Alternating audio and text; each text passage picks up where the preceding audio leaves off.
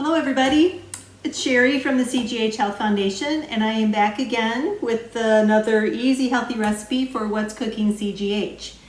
And today what I'm going to do is to make a one-pot meal. It's called a pizza gnocchi. The sun's shining outside, but fall is definitely here. So with cooler weather, it's time to kind of focus on cooking a bit more warmer kinds of foods. And this is one of those things that you can make, you know, in a flash. It's easier than going through the takeout line, I think. So with the pizza gnocchi, you can use whatever pizza ingredients you like. When I go for pizza, I am a total veggie pizza kind of person. And so I'm going to get started with some of those veggies. Now this is a very fast meal. The gnocchi, and I'm going to talk about them in a minute, they cook really fast. And if you weren't going to use any fresh veggies, you could skip this step entirely.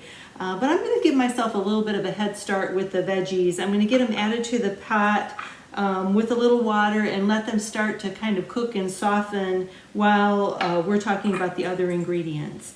So I'm putting about a cup of sliced mushrooms into my pot. That's one of my favorite pizza toppings. I like bell pepper too, and so I've got some really thinly sliced bell pepper strips there. Probably half a cup or a little bit more going in there. The other thing I like on a veggie pizza is a little bit of onion. So I've got about a quarter cup of very thinly sliced red onion that's going in the pot. And right away I am going to add to the pot just about a quarter of a cup of water. So when you're sauteing things, we kind of automatically reach for the olive oil, right? Or the oil to saute. You don't have to add oil to saute. You can saute in a little bit of water or a little bit of vegetable broth, a little bit of wine if you go that way.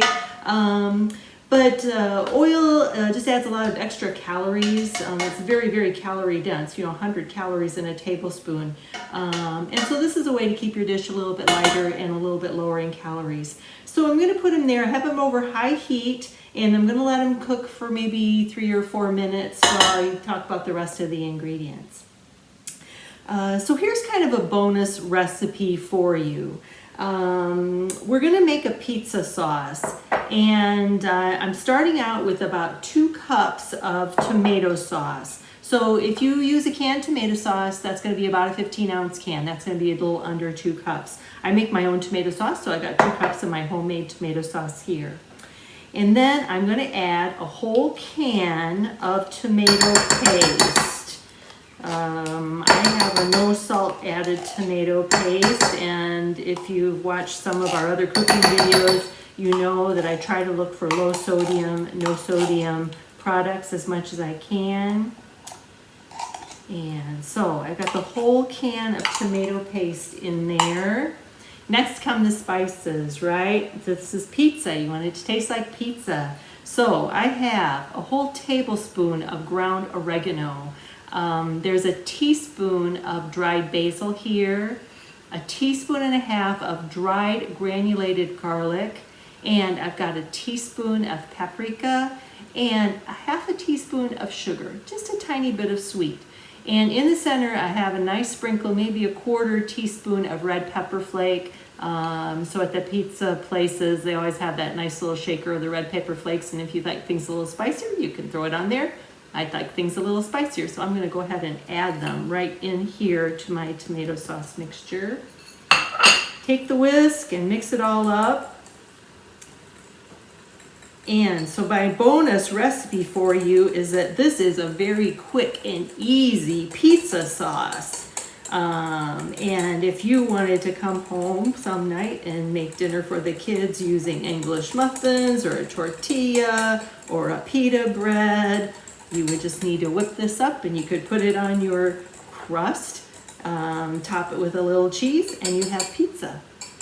So we're making more of a pasta dish here, so I'm going to add some water. I'm going to add a cup of water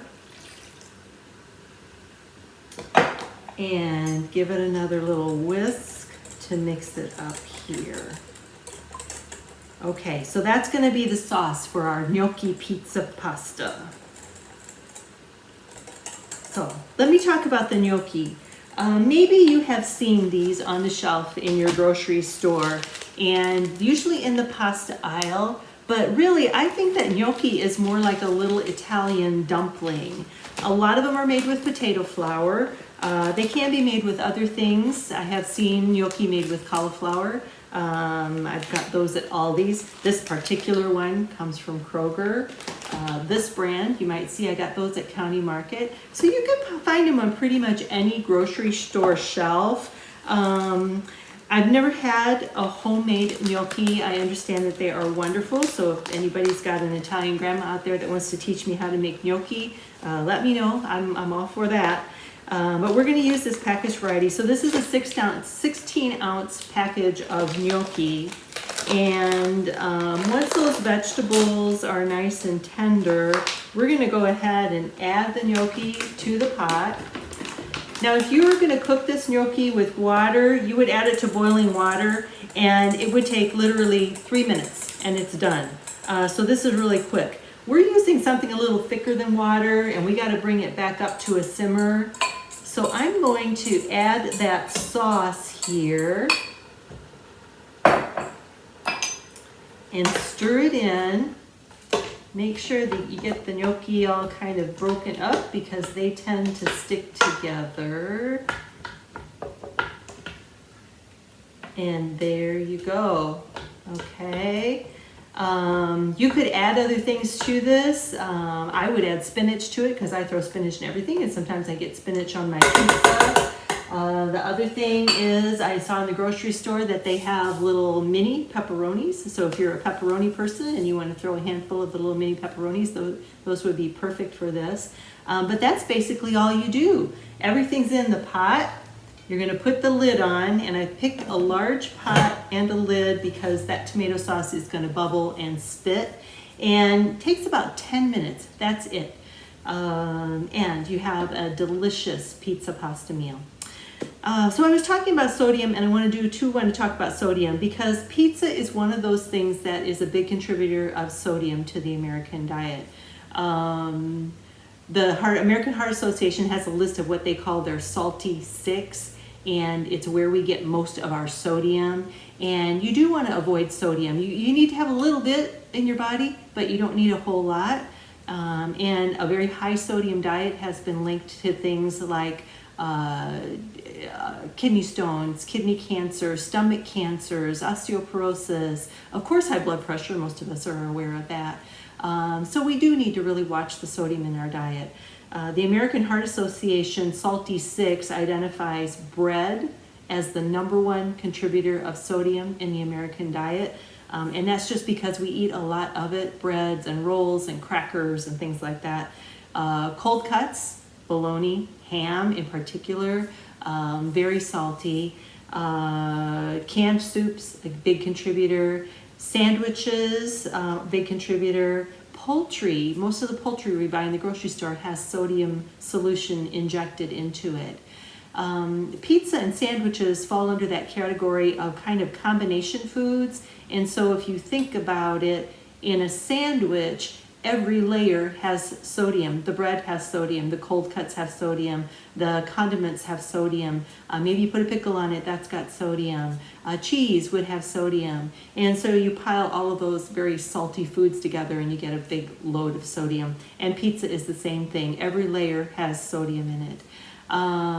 So not saying you shouldn't eat pizza, but maybe not quite so much of it. This is a way to kind of get that pizza flavor with a little less sodium, especially if you choose your products wisely.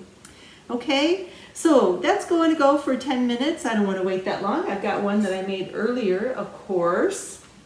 And so here is my pizza gnocchi. It is wonderful. This one has that little bit of spinach thrown into it. And I'm going to take a bite here.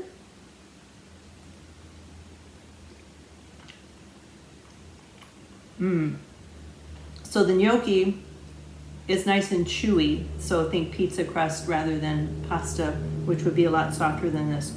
I think you'll really like this recipe. I think it's something that kids would like. And if you would like more recipes like this, you can go to the CGH website. It's www.cghmc.com. and look for What's Cooking CGH.